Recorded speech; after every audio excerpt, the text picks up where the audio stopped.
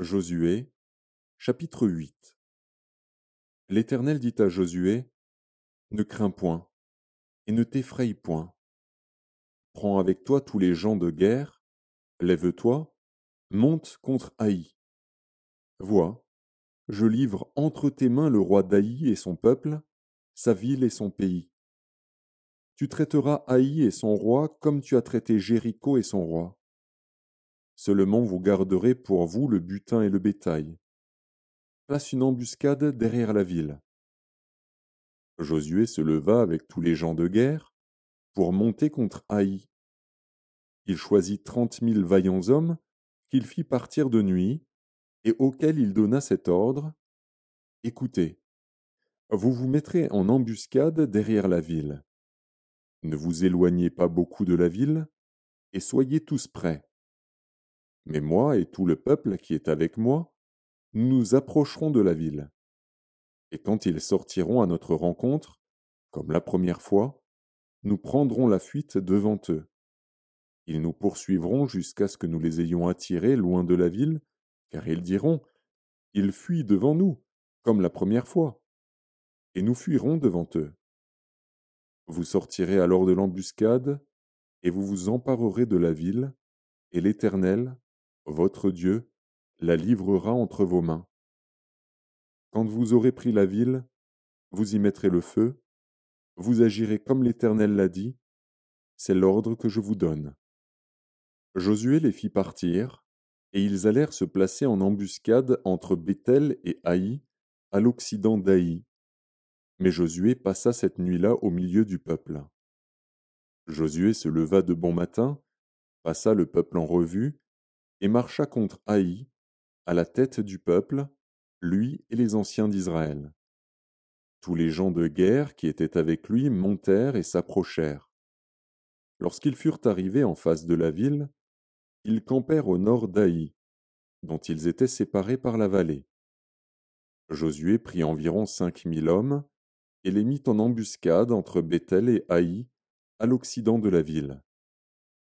Après que tout le camp eut pris position au nord de la ville et l'embuscade à l'occident de la ville, Josué s'avança cette nuit-là au milieu de la vallée.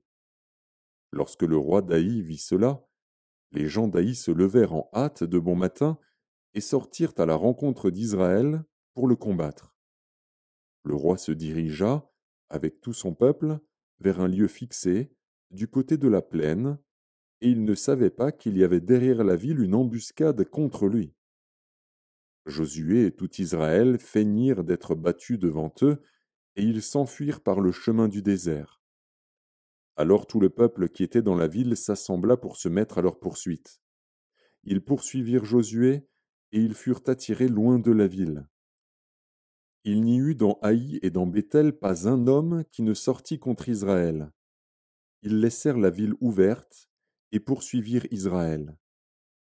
L'Éternel dit à Josué, étends vers Haï le javelot que tu as à la main, car je vais la livrer en ton pouvoir. Et Josué étendit vers la ville le javelot qu'il avait à la main.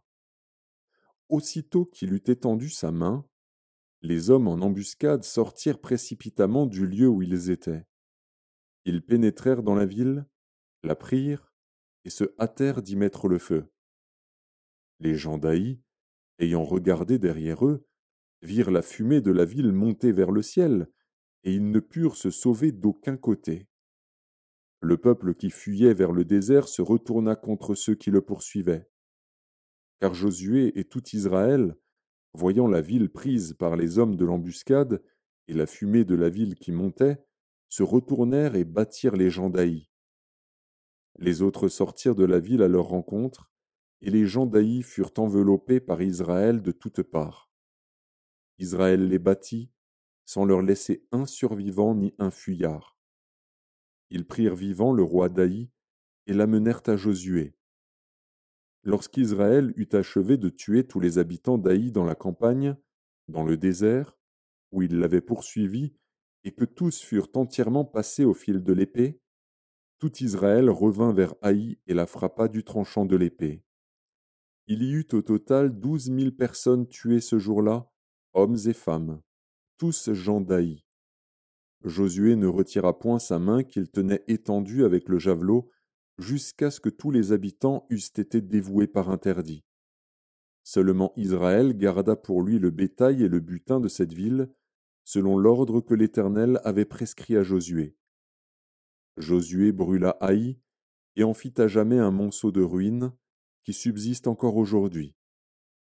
Il fit pendre à un bois le roi d'Haï et l'y laissa jusqu'au soir. Au coucher du soleil, Josué ordonna qu'on descendît son cadavre du bois. On le jeta à l'entrée de la porte de la ville, et l'on éleva sur lui un grand monceau de pierre qui subsiste encore aujourd'hui.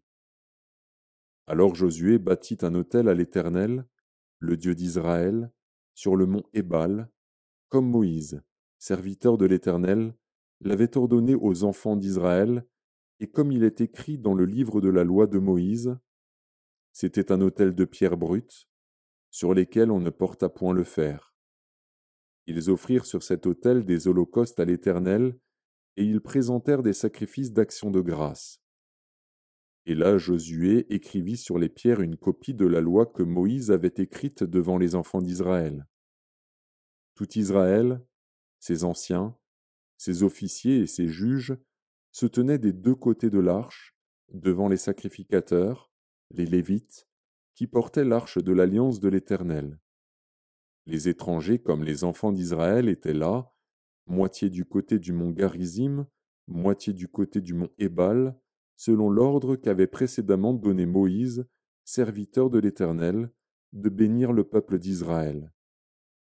Josué lut ensuite toutes les paroles de la loi, les bénédictions et les malédictions, suivant ce qui est écrit dans le livre de la loi. Il n'y eut rien de tout ce que Moïse avait prescrit, que Josué ne lut en présence de toute l'assemblée d'Israël, des femmes et des enfants, et des étrangers qui marchaient au milieu d'eux.